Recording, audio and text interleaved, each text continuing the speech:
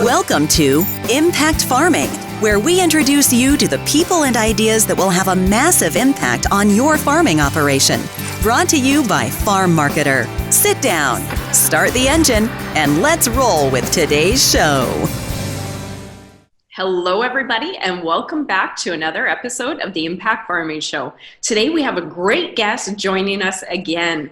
Welcome, Chris Delaney. How Tracy, are you? I'm fabulous. It's wonderful to be back. I always enjoy speaking with you and sharing ideas. You're a great interviewer, and this is always a highlight for me. So thank you for inviting me. Oh, you're so sweet. Thank you. The feeling is mutual. I enjoy our conversations tremendously. We always have a good conversation before we record, during the show, and then after. So I always enjoy visiting. Well, and I'm missing that this frustrating pandemic has precluded us from being able to meet in person, which we've done over the last couple of years, because that was sort of the highlight of the fall as well. But this is the next best thing.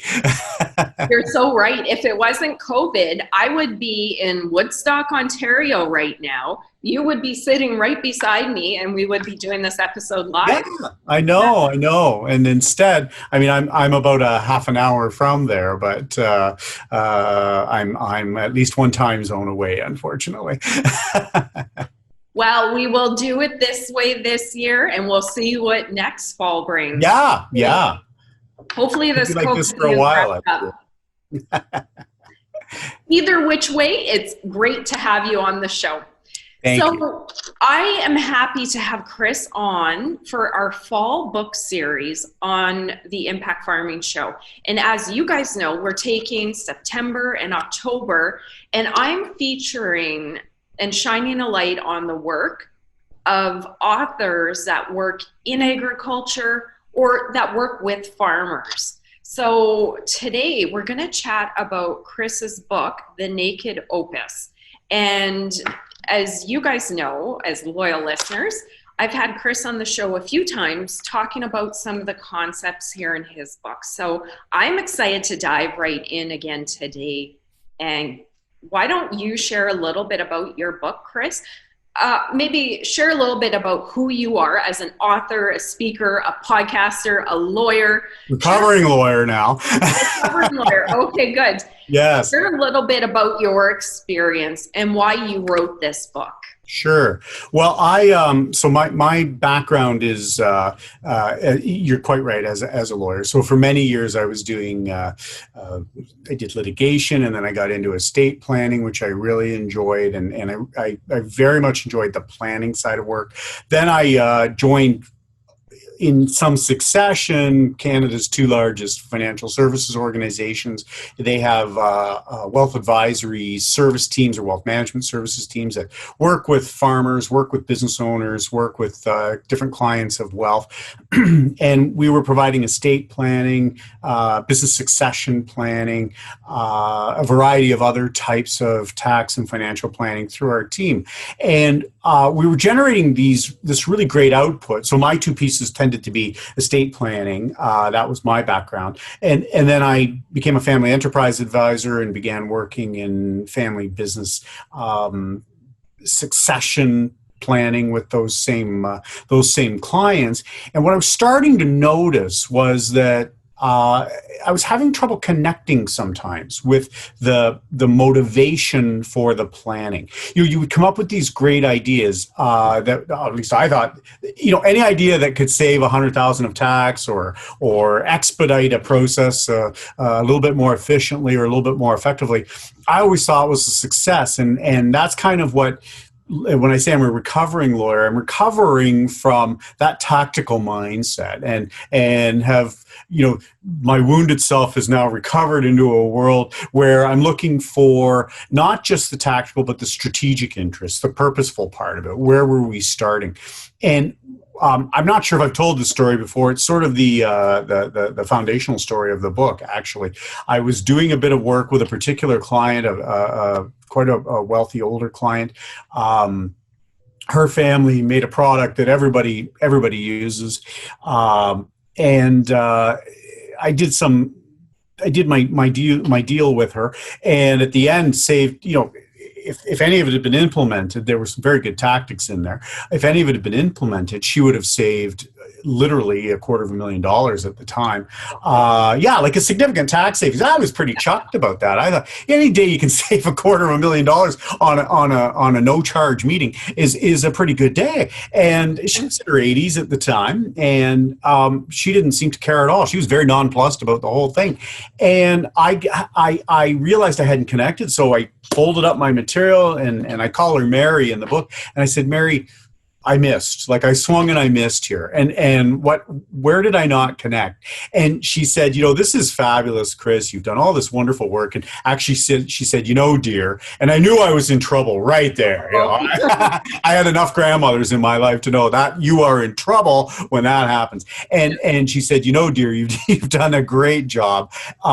But this is going to benefit my family. And how is this going to benefit me? And what I realized was that I'd spent more time clicking through things that were important to me to answer, that I hadn't really spent nearly enough time to find out what was motivating her goals. She actually was, her plan, such as it was at the time, was somewhat surprisingly simple. Like she had a fairly complex situation, and it was surprisingly simple. And there's a couple of ways to look at that. I mean, initially you can look at that and say, well, there's beauty in this simplicity, but it was missing all these other opportunities for planning. And I didn't really have a mechanism or a toolkit available to go into a better set of questions, a better process, a better way to dive in, to find out why she hadn't done some of those other things, because there was clearly a blockage there. And I just, years of experience, lots of practice experience, but there was this underformed part of the approach that I had and the mindset that I had. And I basically went off on a journey, really of self-discovery and trying to expand that. Did some additional training, found a peer group that was similarly struggling with people that were trying to look for better purposeful planning. And I can tell you, in her case, one of the key things was very entrepreneurial family, very proudly entrepreneurial family. And her biggest concern was sort of two-part. It hinged on the same concept. She had these, like, her grandchildren were not going to have to worry about where their next meal came from based on this inheritance that they were getting. So it had some significant girth to it, the estate.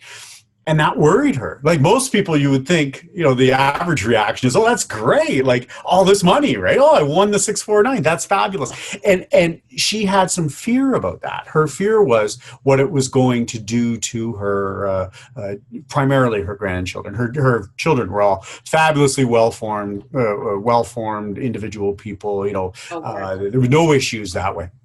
And she was really worried about creating affluenza in her family and making them sick through wealth.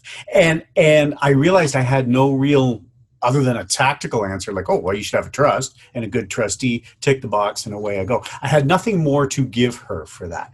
And that was the purpose of the book. The purpose of the book was to chronicle the exploration that I underwent, because it's a narrative book. It's written from the perspective of somebody who does the work that I do and was doing at the time. And that person's sort of going on their, I'll call it a hero's journey. There's something wrong in the world that they're in. They've got to go to another land, find another, experience things that are different, and then come back and have some resolution of that problem. So it's a story. It's written as a story. And the idea was, ultimately, when I went back to her, we discovered through a much better set of family meetings that one of her key goals to pass on, one of the assets that she felt, some of the social and human capital in her family that she felt was so intrinsic to their success financially that she wanted to propagate in the next generation, was the family's fabulous entrepreneurial skills. She felt that was a real gift to her, and it was a gift to her children. One of her children was in multiples wealthier even than she was, and it was that gift of entrepreneurship. She wanted to make sure she wanted to invest in her grandchildren with this wealth in a really purposeful way. And that was what I went off on this journey to find a way to do that. And that's just one example of how you could use the book, for example. But it was really what got the ball rolling. And so I came back and chatting to peers and going to conferences, I realized I wasn't alone on that. There were a lot of people who were at mature points in their careers, and they were meeting clients who doing estate planning, doing business succession planning, and the business wasn't worth $100,000, and it wasn't $100,000 of wealth. It was a larger amount. And once you get to that level of girth, it doesn't have to be overly significant, but once you get to a certain level, there's things you can do. And then you start to ask some other questions. And so that's what the book, that was where I was headed with this, that was sort of the origin story. I felt that I couldn't possibly be alone in having experienced that sense of, it was just the lack of completeness. I felt like, I could give really good tactical answers, but I couldn't build a purposeful and strategic plan. And I needed to arm myself appropriately to get those arrows in the quiver, and that kind of training was something that I sought out over about the next 18 months. And then I thought, well, why don't I just retell that journey through Rick Gilmore's eyes? That's the main character in the narrative, and people can see themselves where they need to see themselves. Readers, there's a lot of characters, and it's written kind of humorously. I like to think I've got an okay sense of humor, so it's written sort of humorously, and there's an attempt to have multiple. So there's accountants, there's lawyers, there's business owner clients, there's all kinds of different people in there, and I was hoping that from all those different perspectives, readers could see themselves and how they might enter that planning ecosystem. So that really was the origin story of the book. That's fantastic, Chris. And even as you're sitting here telling this story, it's just connecting with me. And I could feel your frustration, and I could feel her frustration. And I've had this happen. And even our conversation today is resonating that much more for me than the last time we've chatted, because in one of my professional arenas, I've realized the same thing. And I loved how you sat there and said, check, check, check, did my job, perfect plan. But you go, oh, okay, there you go. Figure the rest out, right? And you just didn't feel good about it because it was part of it. And the funny thing is, I'm going through a similar thing in one of my work areas where I go, okay, check, check, check for my client. Works well. But wait a minute. They need to know so much more than this. Right. And wait a minute. They don't have the time or really the people to follow to figure this stuff out. But wait a minute, who am I to teach them that? That's kind of out of my realm and way over here. But wait a minute, if I can add value and teach them to be better in this area, it helps them. And I fully believe if you can help your client all around, it comes back. Right.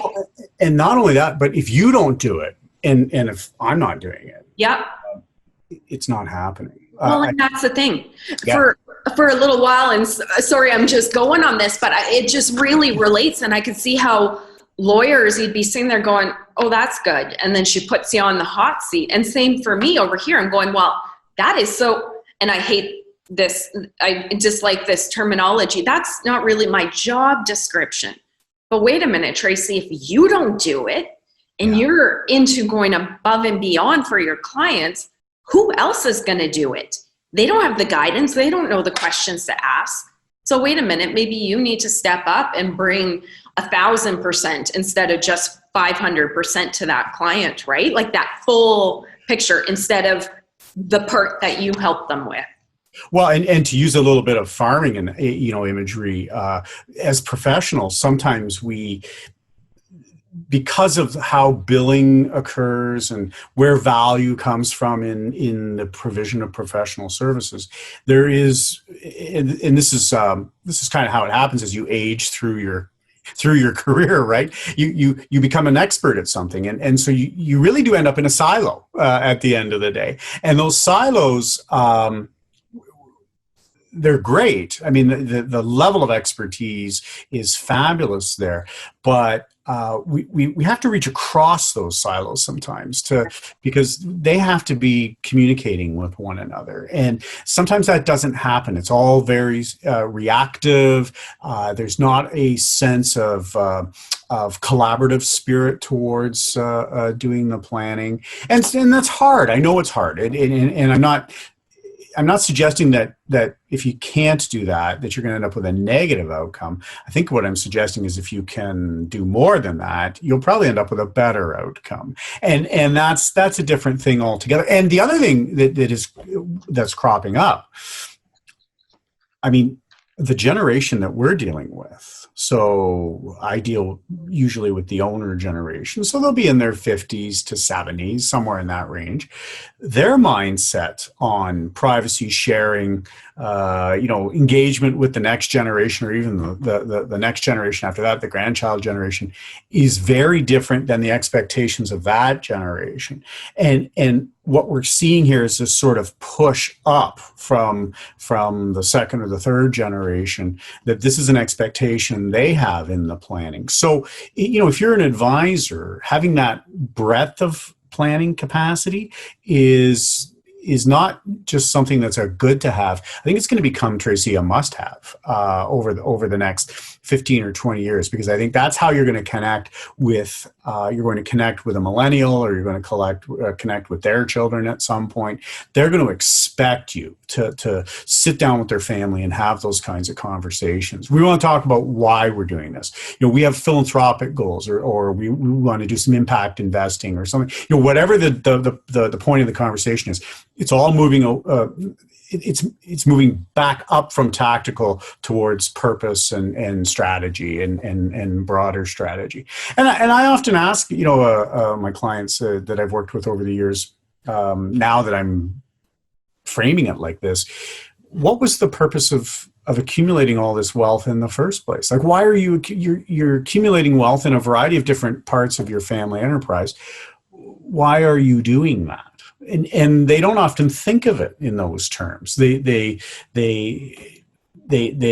have an answer for it, but they're way past that answer. The usual answer is, well, I want to make sure I can retire and leave a little bit to my kids. They're way past that. Like they've blown through those numbers. And so why are you still doing it? And if we spend some time digging into that, there's fears, there are hurts that have occurred elsewhere, or there's been experiences in the family somewhere that were so, they were profoundly difficult, and I'll say they scarred, but they steered the direction of this person's response to wealth in a very unconscious way. They don't even know why they're still accumulating wealth, or they don't even know why they haven't done the planning. And you've seen this. You share a lot of great information on your various social media platforms. About 50% of adult Canadians have a will, and there's another 16% of the 50% that do have wills that are so badly outdated that they're effectively useless. So 65% of adult Canadians have wills that are really inappropriately responsive to their needs. Why? Why is that? Like, what's the blockage there? And if we can get away from just saving tax dollars to saying, here's all the good you can do with this, or finding out why they're accumulating it in the first place and say, well, let's keep that going if we can. You actually start to battle through some of those some of those hurdles. So there's a lot of good reasons to really buckle up and accept this approach to planning versus the older approach, which I think was just leave it to your kids, and if they burn through it and waste it, well, they had a chance, right? And we can't plan like that anymore. That doesn't work anymore for a lot of other reasons too. Okay, I'm gonna go a few places really quick here and bring it back in. So. Answering questions is not my problem. Doing it in a time frame is. No, we get into such great conversation here, but I really want to bring it back into the philosophy here. So who is this book written for? It's written for the generation that holds the wealth to help them plan what to do with their wealth, right? I mean, the answer is yes to that, and it's also for their children that might be adults, I think, and it's also for anyone who's affected by that. So spouses of people that are likely to receive wealth, or who are married to someone who has wealth. So maybe it's a second marriage situation, and one spouse has the wealth, and the second spouse doesn't have it quite the same way, and or it's got a contractual association with it. It's for them too, but it's also for their advisors. A lot of advisors reach out to me and say they read the book, they really liked it. It spoke to them on a certain level because they were having the same trouble thinking their way through how to approach this. And I wasn't trying to be prescriptive in the book, but I was trying to catch as many people as I could in the narrative. So the answer to your question is yes. That would be the primary beneficiary of the book, but it really was written for anyone that might be touching that ecosystem. Okay. I see it, for me, I'll share my thoughts and then kind of go to where the body of work came from, and then kind of go into the core philosophy here. Okay. To me, I would love to get this in the hands of the generation that controls the wealth, and in the hands of the Tracys and Anthonys that are next in line and need to do a better job for the next generation. And really, now let's dive in. And I know you touched on it and shared with, sorry, go ahead. Oh, I was going to thank you for. To me, it's a great book on how to do better, because I think exactly like you said, if I'm a farmer and I'm at home and I have multiple kids and we're trying to figure out what to do with the farm wealth, I'm probably going to roll on into Steinbach and talk to my lawyer. And that's great. They're strong lawyers. But where, if you don't mind me sharing this, but where your work, and I know the basis of it, comes from the Family Enterprise Advisor system, right? Mm-hmm. Where we go, you know what? When we're taking Tracy and Anthony's wealth and figuring out what to do about it, let's look at it more from a tax planning than from more of a tax planning aspect. And then that's where you go into your 4 parts. So it's just a better way to leave a legacy, more intentional, right? Right. And it looks at the wealth as the various sources of wealth. So it includes, not just the financial wealth, but the human capital of the family, the social capital, the intellectual capital that they might have, and identifying where that exists. And there's a lot of research that shows, we talked about this before we got started, there's a concept out there that it's called shirt sleeves to shirt sleeves in 3 generations. And it's kind of short form for the very well-known phenomenon. Anecdotally, everyone can tell you somebody they've sadly witnessed who's been exposed to this, where one generation creates the wealth, second generation takes sort of a custodial stewardship approach to it, never really learns how to invest in it. They're all about preserving it, and this is what mom would have wanted, this is what dad would have wanted, and it kind of peters out. But the third generation, who is what Mary, in my anecdote, that's the foundational story for my book, they squander it. They're the wastrels, and they never really learn either of those other 2 skills, which is how to invest and grow. They're not builders. They've always known wealth. They've always had that positive experience with that. And we know that there are well-known, there are at least 7 contributors to the destruction of wealth in 3 generations. And part of what I'm trying to do with this book is to say, that if we know what causes the problem, we can take steps to try and minimize the occurrence of that problem, and at least try to put into place responses to things in a thoughtful and organic way to the family. So the book's not meant to be prescriptive. I'm not trying to say this is the way to do things, but it is a way to do things. Well, and to me, it's just such an enlightened way to look at a business. And, in the farming community, there are some massive farming operations. Oh, yeah. In the total of their net worth, massive, massive. And yet, if you took that same level of wealth and put it in mainstream non-agriculture business, for the most part, there would be a different mindset. It would be operated different. It would be stewarded different. It would be different. And I'm not saying anything bad. There's brilliant farmers. Oh, yeah. I think farm businesses tend to be run a little bit different. And to me, this is just such a thoughtful way to look at estate planning. And I'm picturing myself as a grandma right now. I'm a grandma in London, Ontario. I'm sitting on some mega wealth because of our dairy operation, let's say, and the value of the land. And I have kids and grandkids. And I'm sitting here watching, well, I'm pretending to be grandma, but Yeah. this would be... You're a ways away from that. Oh, this COVID's aging me. Yeah.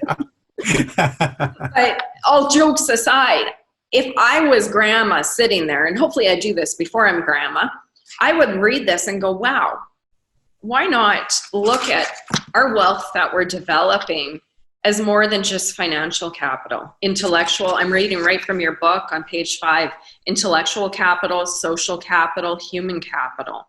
Yeah. And to me, I have a foot in agriculture because I'm a farmer in this farm show and a business that's in agriculture, but I also operate businesses outside of agriculture. And that would be something that a non-agriculture business would look at. Well, and you're right. Maybe not. Farm families are ideal for this approach and respond very positively to it.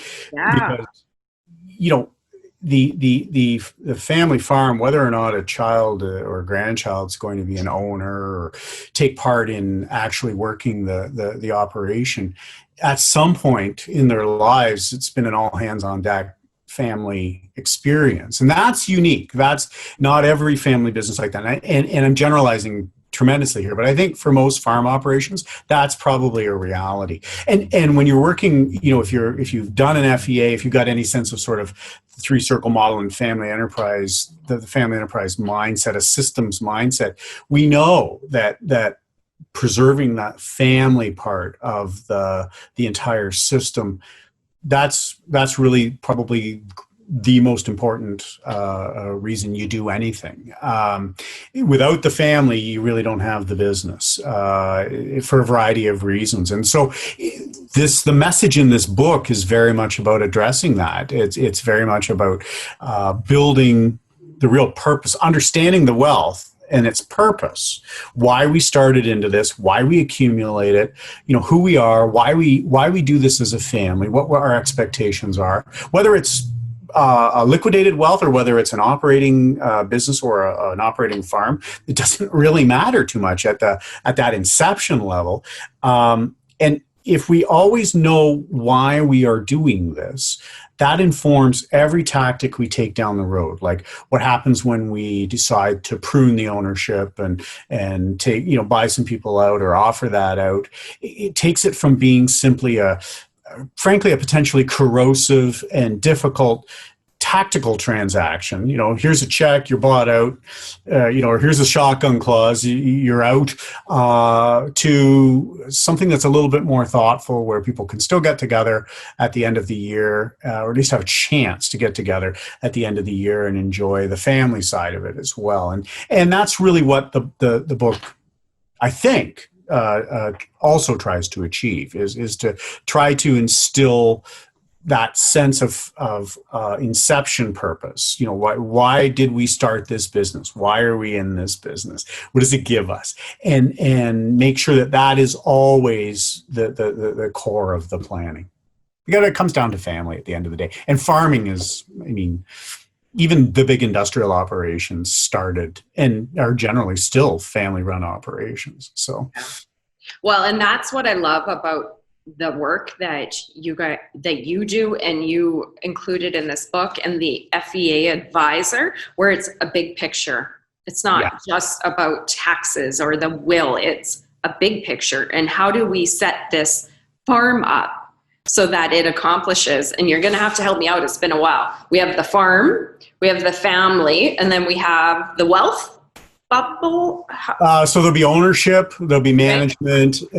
So some people may be in the family, but not owners yet, but they work, or they're owners, they're passive owners, and they're family members, and they don't work. And there's a variety of different overlapping components. And where they intersect. Right. Yeah. And the really interesting thing about that is, I like to look at it, we often show that as a two-dimensional thing. You draw 3 circles and they overlap. And I always, bring along like a little rock or something and say, if I drop a rock in here, if this is going to become a tidal wave by the time it goes. So if there's a divorce in the family that was unexpected, and we don't have the ownership communication and the ownership governance structured the right way and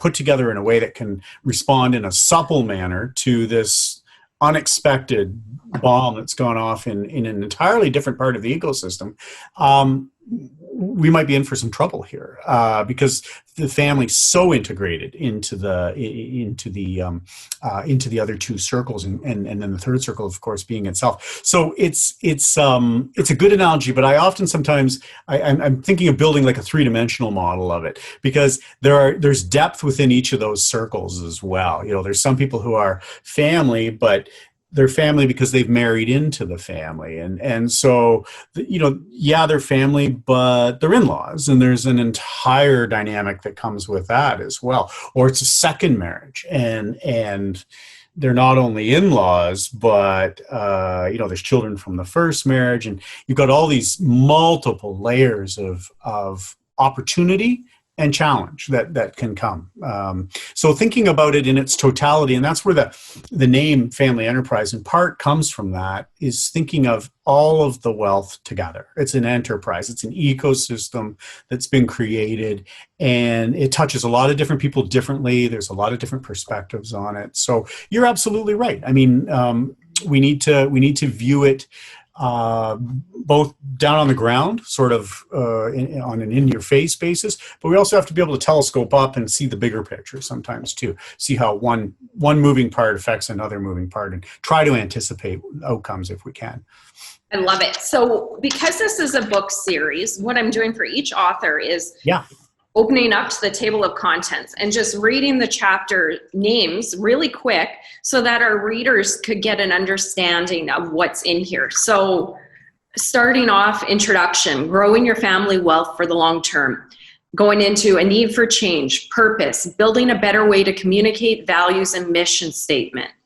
The SMRT strategic engine, the abundant estate in action, aligning your advisory team, which is great as you're moving into transition planning, right? How to align your lawyer, your accountant. That's what that would be about, right? Choosing the right people that can work together, and having the ability to ask questions to make sure that you're getting someone who is going to, if you go through a very purpose-driven process, and then all of a sudden a couple of your advisors are very old school, sort of tactically minded, it's kind of like the train hitting some rocks a little bit. So as the wealth creator, you want to have some strategies to try and maneuver through that, and make sure you're choosing people that will, they'll have the professional skill sets, of course, they'll be great at that, but that also have a mindset to be able to work with in a team setting, but also be able to work with the system as well, to work with the enterprise as a system. Yeah.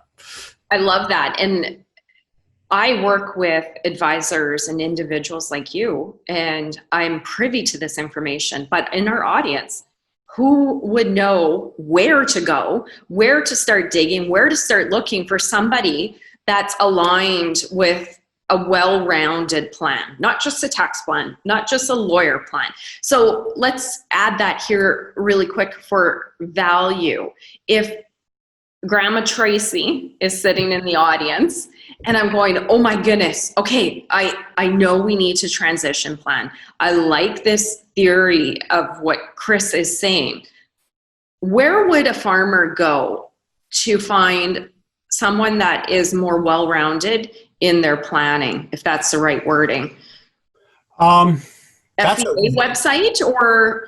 Yeah, so there's you can go to, so I'm a family enterprise advisor. I have that particular designation. So you can look for advisors that have an FEA designation. If you Google Family Enterprise Exchange, and it's exchange starting with an X, so kind of cute that way. But it used to be the Canadian Association of Family Enterprise, the old cafe, and it's morphed now into the Family Enterprise Exchange. And the Family Enterprise Exchange is really a learning and education side, which is the IFEA, which is the Institute of Family Enterprise Advisors. So that's the learning piece for families and advisors who are going to experience the FEA curriculum. And they do research, they do support of that. On the other side is the family members in a sort of peer-to-peer group affiliation. It's an affinity group that way in some ways, but it's also a learning group. So you could go there. I'm a big believer that, if you found a mediator or someone who's got a fair bit of experience as a coach, they're going to bring a lot of good skills to that. Other good groups, you could reach out to the local chapter of I almost said Farm Credit Canada. I mean, they put on great events as well. AFA? Yes, thank you. Yeah. And they will have a listing for that. So if you go to CAFA or if you go to FEX, they have a listing of advisors on there. Those are usually people that are a little more sagacious in their prior learning, so they're a little older, a little more mature, which is not necessarily a prerequisite, but it does tend to mean that someone's been, I think, on a journey and they have landed in this space. And so now they're broadening out their horizons a little bit. Go to their events if you get an opportunity to attend their events, because they typically, FCC brings in great speakers, CAFA brings in great speakers, all of whom generally have some adherence to these sort of principles. The other thing too is you can look for, so I have a TEP designation. So if you're looking for lawyers, accountants, anyone who's in an estate planning space or a business tax planning space, if you look for that TEP, that means that person has been designated as a trust and estate practitioner by the Society of Trust and Estate Practitioners. That's a global organization with a very robust Canadian contingent. And those are people that are also very committed to both deep and broad planning. So you could look for that as well. It doesn't mean that somebody who doesn't have that wouldn't be good at it, but it does show a commitment to continued education and in a rigorous manner. I love it. And sorry, I'm putting you on the spot, but what I'm finding, and with our show here, I bring on great guests and you guys share great content, but I'm really trying to dig in to provide resources to our audience that are sitting there and going, okay, I know I need to do this, but Tracy, you still haven't told me where to start. How do we do this? Because if I didn't talk to you guys on a weekly basis and I was a farmer working at home on the farm and trying to fit this in, that would seem like a mountain to climb to try and figure out where to go, who to talk to. So I love how you gave those resources, and we'll link to them in the show notes. Yep. And I really like how you pointed out finding a really strong, a coach or a consultant as that starting point, right? Because you really need, in my mind, somebody to come in and go, okay, here's your family. This is what I see. What are your goals? And then they know the people, right? And they go, yes. Okay, this is kind of my thoughts. Grandma Tracy, is this right? Yes. This is how I want it to go. And they go, okay, well, go see the lawyer. Go see ... And they'll build that timeline for you. That's right. Yeah. They'll build that timeline for you. I couldn't agree more. It's almost like, when you do a meeting and you've got maybe the second generation there and the third generation there, it's really hard for the parent to run that meeting, to chair that meeting. It's good to have a facilitator there. And the real benefit of that is it lets the people at the meeting be who they really are. And that's where you'll really get the truth in the direction that they want to go and in the plan. So it's the same when you're doing your your intergenerational wealth planning or your farm succession planning. So for example, a lawyer it may be hard to find a lawyer that and this has simply to do not with skill sets or anything, it simply has to do with how they have a relationship with the client. So it's hard for, if grandma comes in and hires the lawyer, the lawyer's client is grandma. And it's very hard for the lawyer to also fulsomely share and talk about what might be confidential, in any context with the grandson or the granddaughter. So having somebody who can do that and is liberated from those sort of professional constraints is kind of like having a facilitator at a family meeting. It really opens up the potential for much deeper and much better conversations. So I'm a big fan that, I said coach is kind of a catch-all for a family enterprise advisor, somebody like that who could come in and take your hand and move you along, take you to the lawyer when you need to go to the lawyer, take you to the accountant, make sure they're communicating. Somebody who's going to really be the nerve center for all the great stuff that's happening. Because it's liable to be a journey. It's not going to happen in 6 months or 3 months. It's going to take some time. And you want somebody who's going to go along that journey with you. And I like that. And you know what? Sometimes we need to think about it. Let's jump out of transition planning. Let's say I'm an athlete and I want a training program that'll get me to the Olympics. Yeah. Well, you know what? I'm going to go hire a coach and I'm going to go hire a trainer and they're going to put me on a plan, eating, workout, to help me get to my end goal. Right. Or even take it one step further. If I want to go work out at the gym and get toned, heck, I don't know all the proper moves and machines to use. And us as farmers, we farm. How do we know who to talk to, what to do? And that's really what that coach is there for, right? It's just, hey, I got this. I know this process. I kind of already understand what your goals are. Let me walk you through and take some of the pressure off you guys and be that third party that can maybe even take a few of those arrows in the conversation, right? And take the pressure off grandma, so grandma doesn't feel she needs to say all the hard stuff. Right. And they also help to keep people held responsible for the commitments so that the ball continues to keep going forward. At the pace that the family wants to do it. They should not be pulled through at any pace other than their own pace. But someone is holding them accountable and saying, okay, you said you were going to do this. We're coming up on this particular deadline. Where are we with that? And people respond better to that. And having that person that you can, it's harder to procrastinate when you are responsible. You feel that responsibility. Yeah. And a parent doesn't want to have that responsibility to their child. Like that's dynamically difficult. Having that third party there is I think a much purer way to go. The other thing too is I think it takes away some of the intimidation that like some people do find lawyers very intimidating, I'm not bothered because I am one and I like them, generally speaking. I like all lawyers. We're a great group of people, but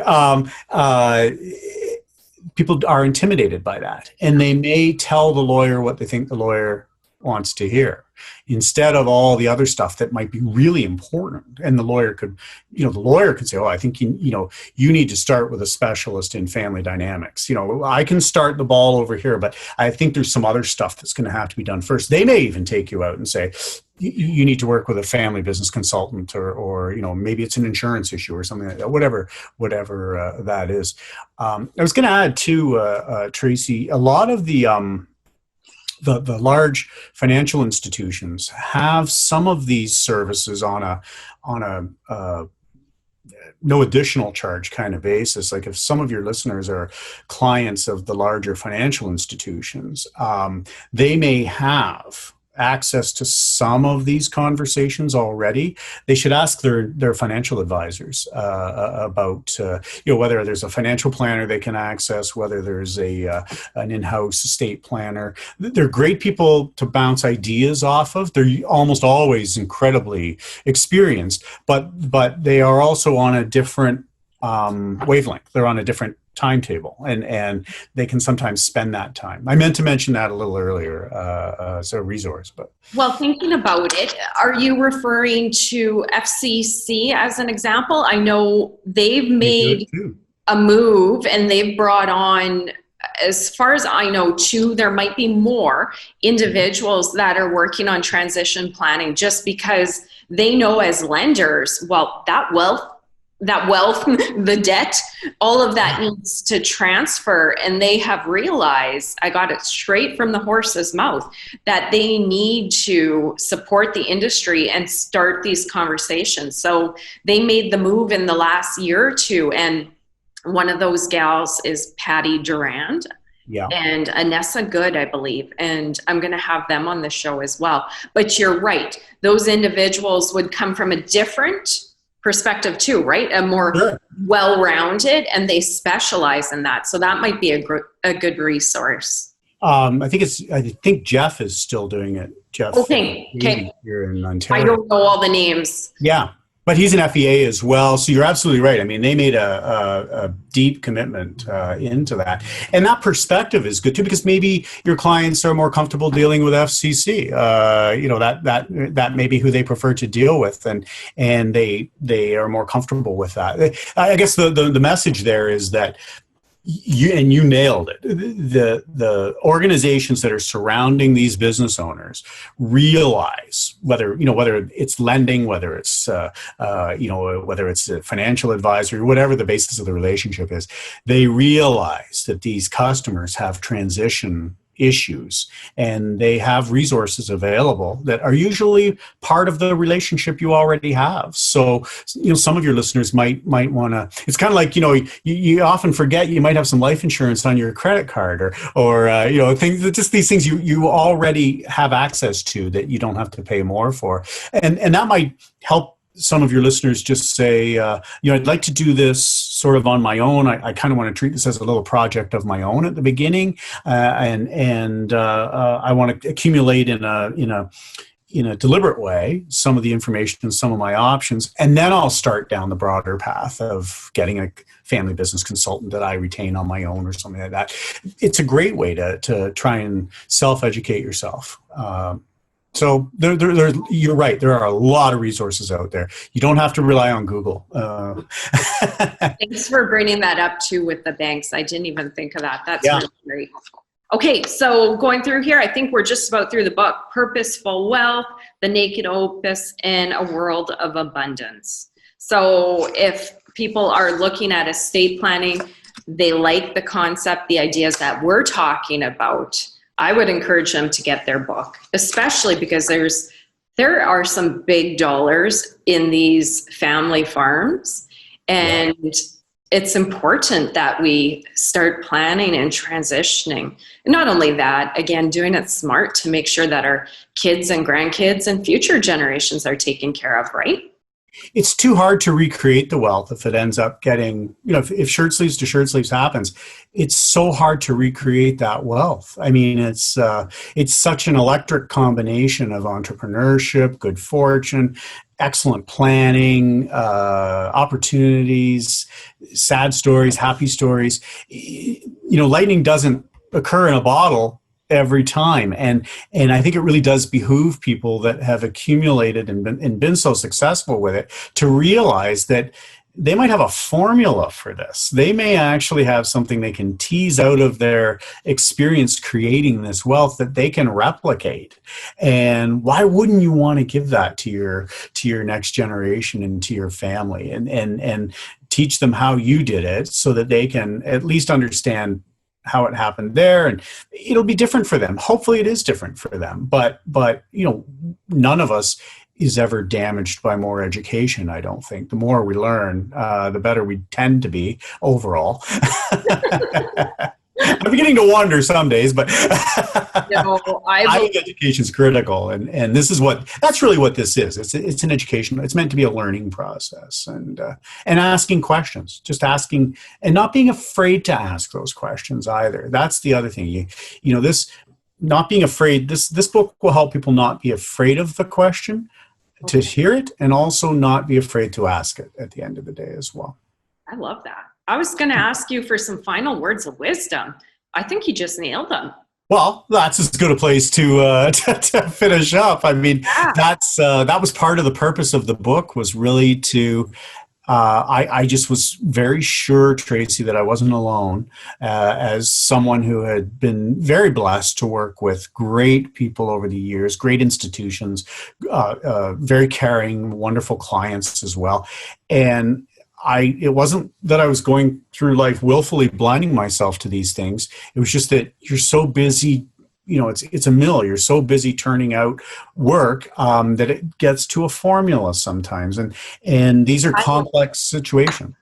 The silo, like you said, you were trained to be a lawyer, so you be a lawyer and you do a good job and you specialize. But then, like you said, sometimes individuals like, who is it? Rick Gilmore? Rick Gilmore, yes. An epiphany and realizes they can do better for their clients, and that's great.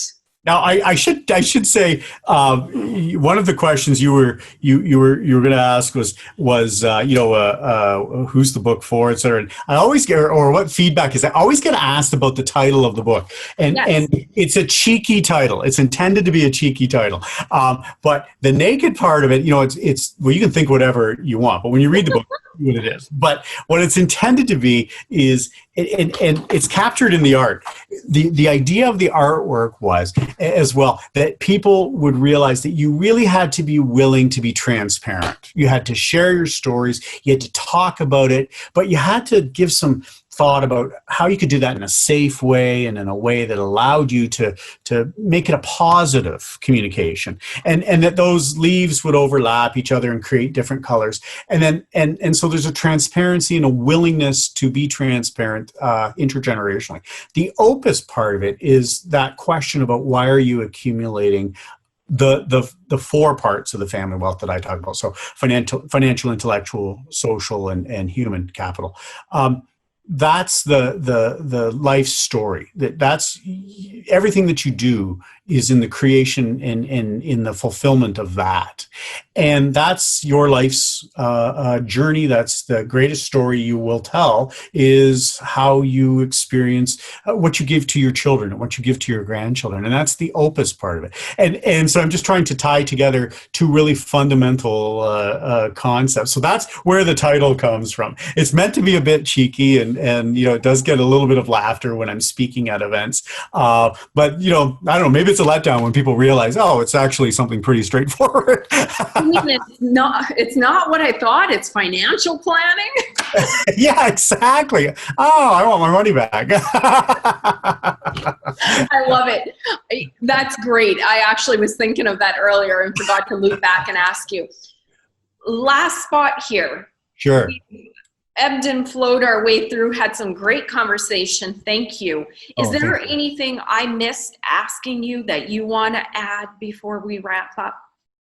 Well, I mean, I think the takeaway from the book, so two things. The takeaway from the book is that there's a lot more in planning that you can do, and that it's worth doing. It's worth the effort, whether it's time or treasure. In whatever pain you perceive might be occasioned, it's usually worth it. So definitely plan. For your listeners, don't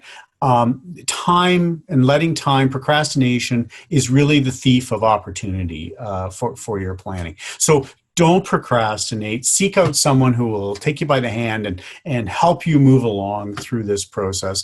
The book itself is still in chapters and Indigo stores across the country that are open, and you can get it on Amazon as well. And there's a Kindle version of it, so you can get an electronic version of it.